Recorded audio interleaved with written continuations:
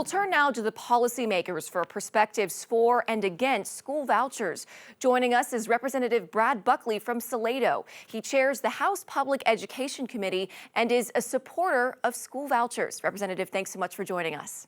Thank you for having me. So you're familiar with the key criticisms of vouchers, of course. Why should taxpayers help fund private school tuition to the tune of $1 billion when, as education advocates claim, public schools are underfunded and teachers are underpaid in Texas? Yeah, well, that's why the Texas House is proposing the Texas two-step.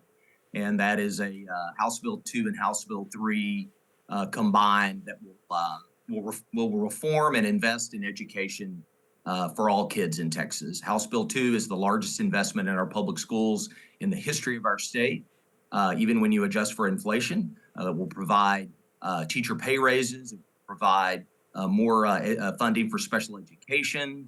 It will make certain that our districts have the investments that they need to balance their budgets and to continue to do the great job that our public schools do. House Bill 3 recognizes that sometimes parents need an option, and sometimes their kids' their educational needs are not being met, and our parents deserve the option to put them in the setting that meets their needs. And so that's why these two bills together, I believe, are really important if we're going to really move the needle on educating our kids in Texas. But in other states, a lot of voucher funds have gone to parents who already had their kids enrolled in private schools, and so clearly they could already afford a private school education.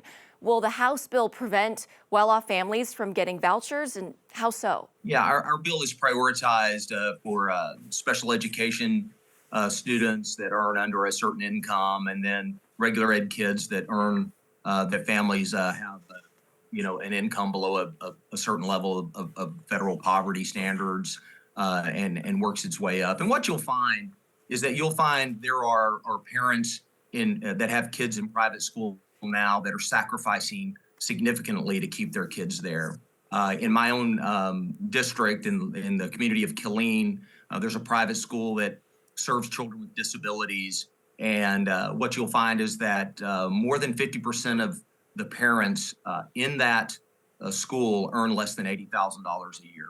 And so we know now that parents are sacrificing to make sure their kids are in the appropriate setting. And so this bill recognizes that. It seeks to help those families continue to provide the education they feel is best for their kids. Just to reiterate, what would you say overall would be the biggest benefits of the school voucher policy for the state of Texas and families here?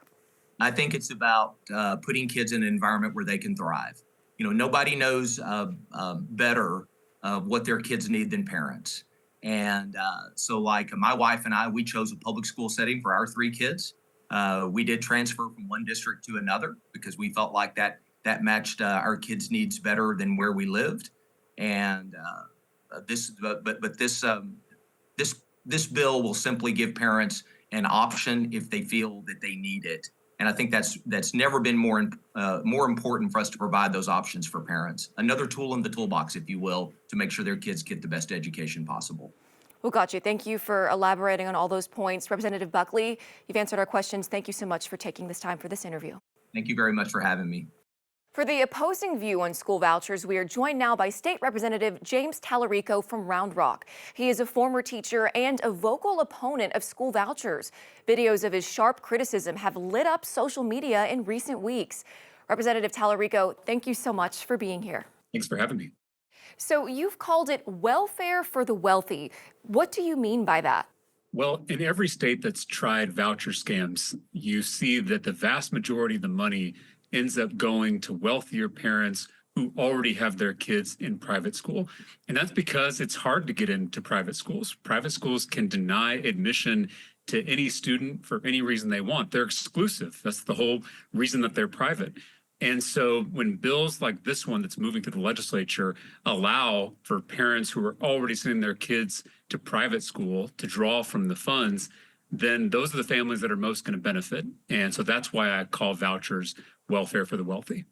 But some might say to that, shouldn't parents who live where the public schools are not as high quality maybe have a choice?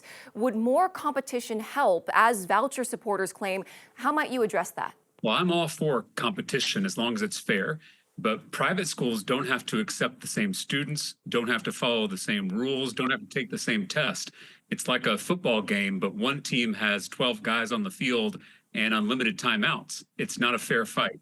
But we do have school choice in Texas. We have neighborhood schools, but we also have public charter schools, magnet schools, academies, early college high schools, P-TECs, career and technical schools. We do have options for parents in the state. There's also already a program that allows a parent whose child is in a school that's struggling academically to transfer that child to a different public school. So we already have school choice where transparency and accountability are built in. But private school vouchers don't offer school choice. It's not school choice, it's the school's choice, because private schools can deny any student for any reason they want. And that being said, voucher opponents say that the people of Texas are on their side of this argument, but the same people just elected a very conservative legislature that seems likely to pass this voucher policy. Why do you think that is? Well, the most recent polling shows that 2/3 of Texans reject private school voucher scams. And this is consistent with polling last year that showed 57% of Texans in both political parties reject vouchers. And so what you see are Democrats and Republicans across the state rejecting this policy. That's why you've seen Republicans and Democrats in the legislature reject this policy. The reason it's not law already is because Democrats and Republicans alike are standing up to the governor on this issue in the Texas House. I hope that continues in this legislative session. And any bipartisan support these days is very, very unique, I would say. And what's your biggest concern, you would say, about vouchers? What do you see as the potential greatest harm from this policy? I know that vouchers will defund our already underfunded public schools. You know, we rank 44th in the nation in per student education funding.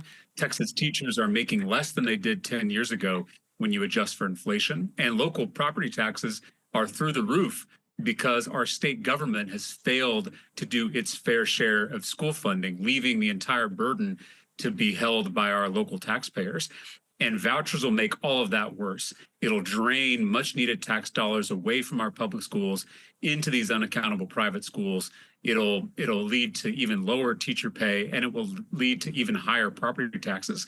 So this is the worst possible choice for our state to make. And that's why Democrats and Republicans alike are rejecting private school vouchers. Well, this is something we will certainly be watching as the House moves forward. Representative Talarico, thank you so much for joining us and sharing your perspective, especially as a former teacher yourself.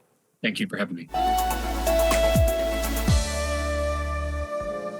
Thanks so much for watching. If you like this video, be sure to subscribe for more from Austin Insight. You can also watch full episodes of Austin Insight for free on the PBS app.